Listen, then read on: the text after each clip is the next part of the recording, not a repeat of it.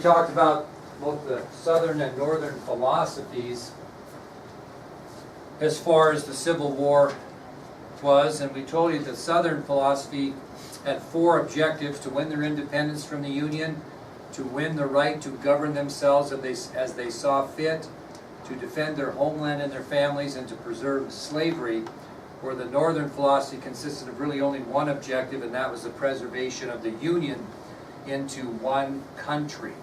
And as far as the issue of slavery went with the North, they weren't really fighting to abolish slavery. They just simply knew that if they won the Civil War, that slaves would be freed. And so it really wasn't about slavery for the North, it was about the preservation of the Union. As far as war strategies for both the North and the South, the overall strategy in the South was pretty simple: to fight a defensive war. That was their strategy. That's what they wanted to do. And I kind of told you that yesterday, that the goal of the South was kind of to hold the North at arm's length, keep them away, beat them back, beat them back, beat them back. They would grow tired of the fight. They would go back home, and the South would be able to have their own country. That was kind of the thought process. So as far as their strategy, it was simply to defend their homeland, fight a defensive war, hold the North at arm's length, knowing that sooner or later they'd get tired of the fight and they would simply quit, and peace would be occurring on Southern terms. Now, I do want to tell you that there were 2 times in the Civil War that the South went on the offensive. Does anybody know when that was? Anybody know? What's that? That was the later one, but the first one was they went on the offensive in Maryland at the Battle of Antietam, and then they went on the offensive in Pennsylvania, as Luke said, at the Battle of Gettysburg. That's the only time that they went on to the offensive, okay? The rest of the time they fought a defensive war. And unfortunately for the South, both times they went on the offensive, they didn't succeed, okay? And of course Gettysburg was a crushing defeat, which we'll get to later, that led to the demise of the South. Now the strategy of the North was much different. They actually had a 3-phase plan of attack, 3 things that they wanted to do. First thing they wanted to do, and we talked about a little bit yesterday, is they wanted to blockade the complete Confederate coastline to ensure that no foreign aid would come into the South.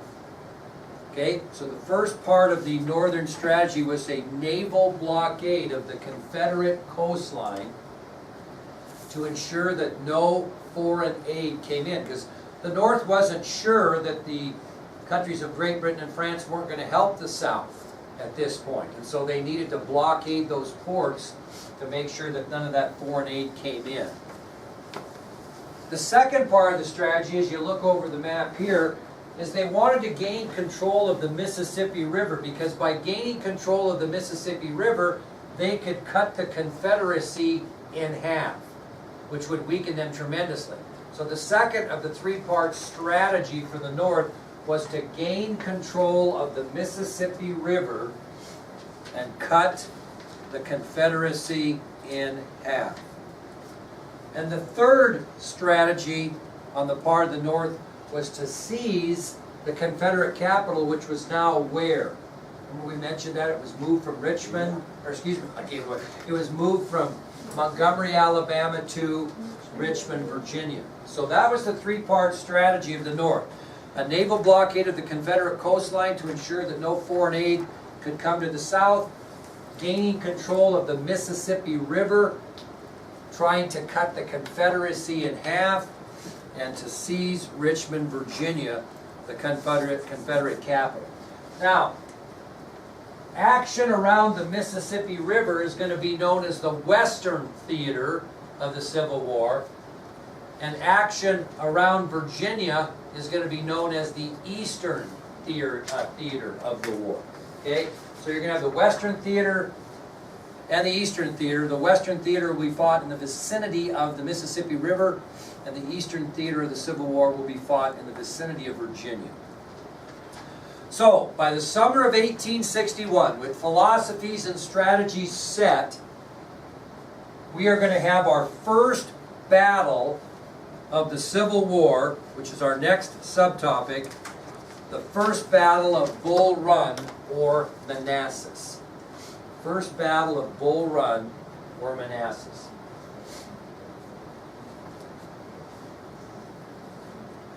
Now this first battle of the Civil War, known as the First Battle of Bull Run or the Battle of Manassas, was fought on July 21st of 1861. It was fought on July 21st of 1861. And what do you think the reason is, Sage, that they call it the First Battle of Bull Run? Anybody? Because there's going to be a second one. Okay, there's going to be two battles. Now the reason it's called the First Battle of Bull Run, or maybe the First Battle of Manassas, is it was fought at Manassas Junction, Virginia. But it was fought also near a stream called Bull Run Creek. So some people call it the First Battle of Bull Run, some people call it the First Battle of Manassas. Okay? And the reason for that, it was fought at Manassas Junction, Virginia, but it was fought near a stream called Bull Run Creek. Now, the North, or Union, was very confident of victory. You know, these soldiers had signed up for 90-day enlistments. No one was expecting a long war. The North thought they'd go down there and punch the South in the mouth about 3 or 4 times and they'd quit, and that'd be the end of it. And I'm going to give you 3 examples of how overconfident the Union or the North was about the Civil War. Here's how overconfident they were concerning Bull Run. Union soldiers actually stopped and picked blackberries along the march to the battle. You wouldn't think that would be too serious. You wouldn't be too serious about fighting if you're picking blackberries. You are thinking to yourself, boy, this will be a cakewalk. If they had time to stop and pick blackberries and not mentally prepare themselves for battle, then they were taking that a little bit lightly. Now this one always kind of made me shake my head. You had a lot of high society people that actually went there as sightseers with picnic lunches and their horse-drawn carriages, and they were going to watch this Battle of Bull Run like it was a football game or a basketball game or a soccer game. They were going to be entertained by this. And that happened. Many, many fluent high society sightseers actually took picnic lunches and their horse-drawn carriages and went to the battle to watch it like you'd watch a sporting event, because they thought the North would just win and that would be the end of it. The third example is one prominent politician back in Washington said, quote, "I would be happy to drink all the blood spilled in this little war," what she was referring to as the Civil War. So a very prominent politician back in Washington, D.C. stated, quote, "I would be happy to drink all the blood spilled in this little war." He'd be drinking a while, wouldn't he? If he knew what the end of this is going to be. So those are some examples of how overconfident of victory the Union was at Bull Run. They stopped and picked blackberries along the way. High society sightseers brought picnic lunches to watch the battle as if they were going to a sporting event. And one prominent politician back in D.C. actually stated that he would be happy to drink all the blood spilled in this little war. Well, instead of a short battle, it lasted all day long. All day long. And confusion will surround the battlefield at Bull Run. And we talked a little bit about this when we talked about 10 things you should know about the American flag. Does anybody remember why there'd be some confusion? Go ahead, Regan. They were, yeah. The first Confederate flag was actually red, white, and blue. And so when units were stationed or ready for battle, you couldn't tell if they were north or south because the flag in the distance, and remember they said there was very little wind and the flags were almost straight down, so you really couldn't tell who was who from a battle strategic position with the flag because they looked the same. Anybody remember another reason why there was so much confusion? Yeah, there was no standard uniform for the Civil War at this time. So if you were in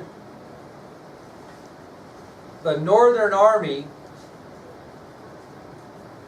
you wore your militia uniforms, which were what color? gray. They were gray. Northern militia uniforms. Now remember, militia is different than what? Regular army. So militia uniforms at the time prior to Civil War were gray. What color were army uniforms? Blue. But you see that difference. Now, on the other side, Southern militia uniforms were very often blue. Not gray, blue. Especially in Virginia. And this is going to be a battle fought by Southerners, Confederates from Virginia, so they're going to put on their militia uniforms, which are blue. So you have all this confusion.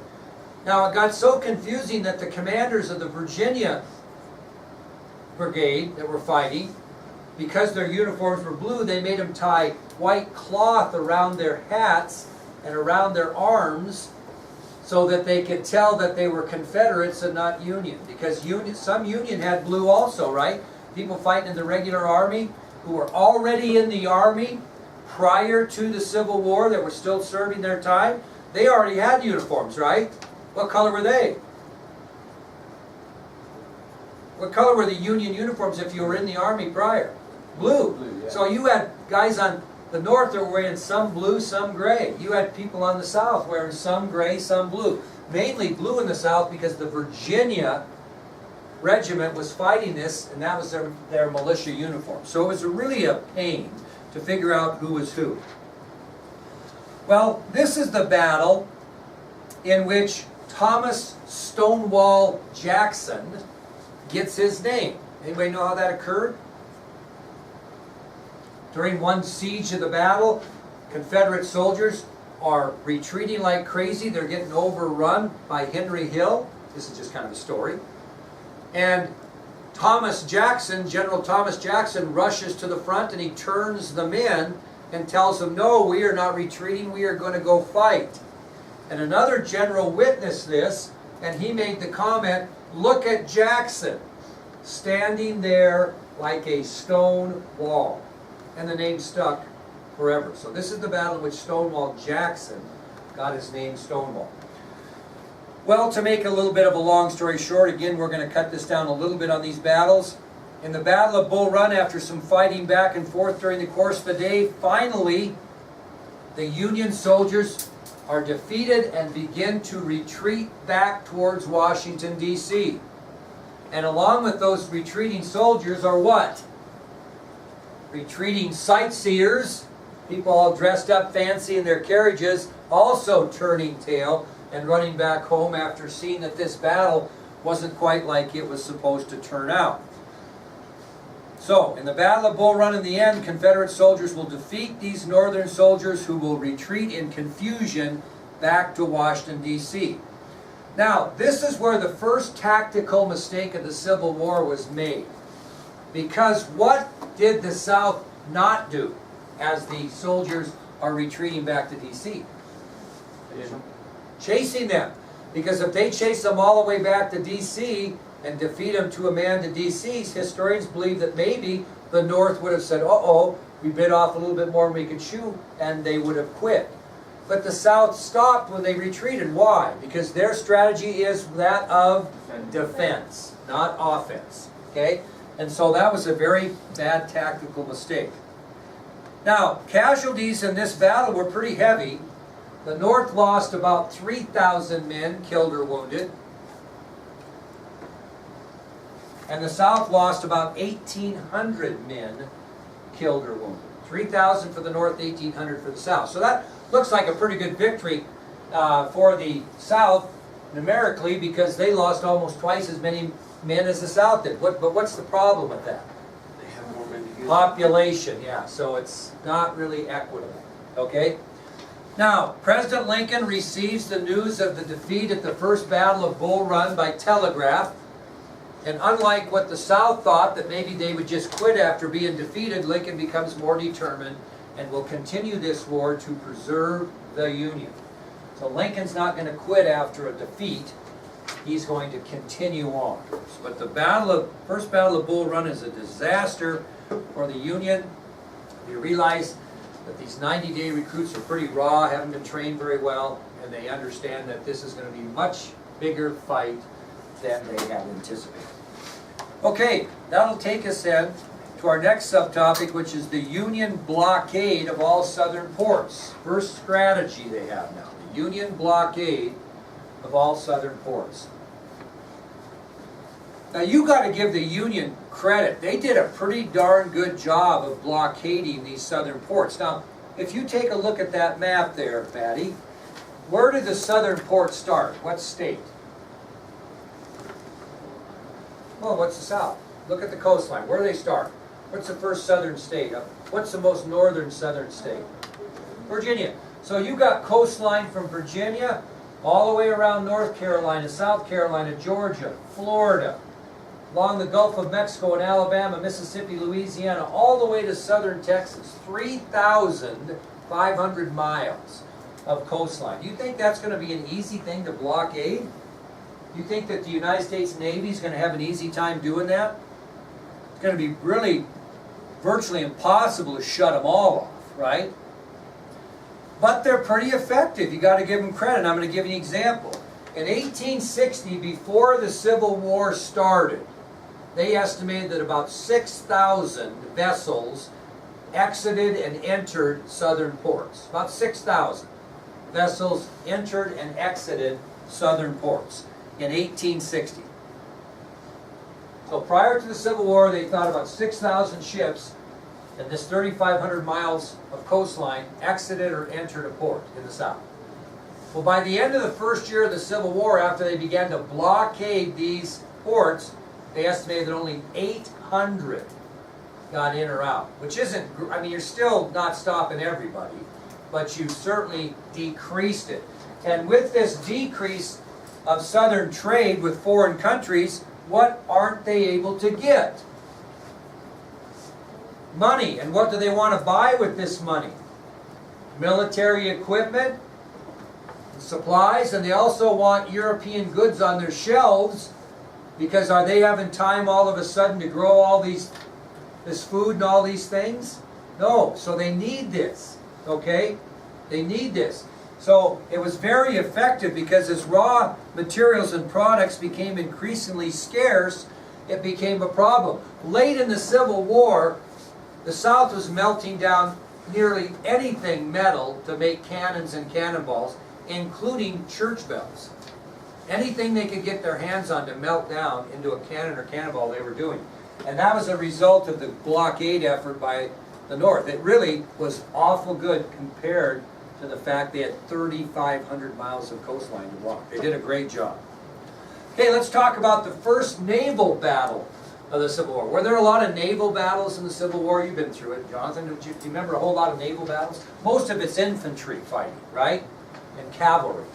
But there was a significant naval battle to a point. I'm not sure it made a bit of difference, but have you guys ever heard about in your elementary and junior high studies the Merrimack versus the Monitor?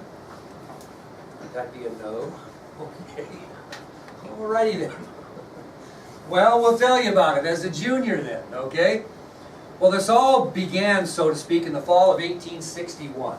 Fall of 1861. And what happened is the Confederates discovered an abandoned Union Navy yard in Norfolk, Virginia.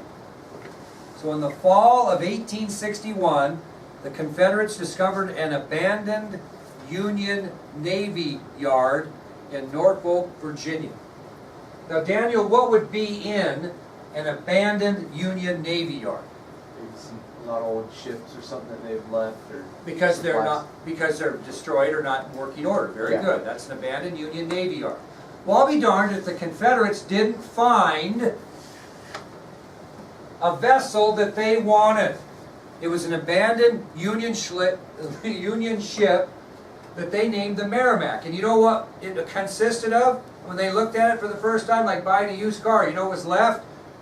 The hull, burnt down to the waterline. So all it was the hull of the boat. But they saw potential in that, evidently, and they decided to rebuild it, reconstruct it, make it a great battleship. And all they used was the Union hull of the ship. Now when they reconstructed the hull, Jonathan, what did they do to it? Remember? What? Put steel on it, right? They put 4-inch iron plating on. Yeah, 4-inch iron plating on the ship. You know, Jonathan, from being through this, what else the Merrimack was equipped with? I don't know, I mean, you might not, I don't know what you did. Well, it had 10 cannons and a cast iron battering ram. Now, somebody in another class said, well, Mr. Durr, what's a battering ram? You ever seen anybody know what my pickup looks like? Have you seen that cast iron battering ram on the front of it? What is that? My grill guard? And I hit a deer at 85 miles an hour and never put a dent in the pickup. I'm not kidding you, I'll tell you that story sometime. So that's to protect my pickup. A battering ram on a ship is to protect the ship, but also inflict a little damage like I did on that poor deer, okay? So that's what a battering ram does. So it's equipped with 10 cannons and a cast iron battering ram. Now, what did the Union do when they hear about this great Merrimack? What do they do? What are they going to do? They got to build their own, even better. And so the Secretary of the Navy, Gideon Wells, decides that he's got to build something just as good or better, so he hires a Swedish inventor by the name of John Ericsson to build it or design it for us. I think you have Gustavus Fox in there, don't you? Or just bag him, put a line through him. So, Secretary of the Navy Gideon Wells turns to the talents of a Swedish-born inventor by the name of John Ericsson to design a ship, a battleship, better than the Confederate Merrimack. And he does. He designs an ironclad ship as well. The difference between the two is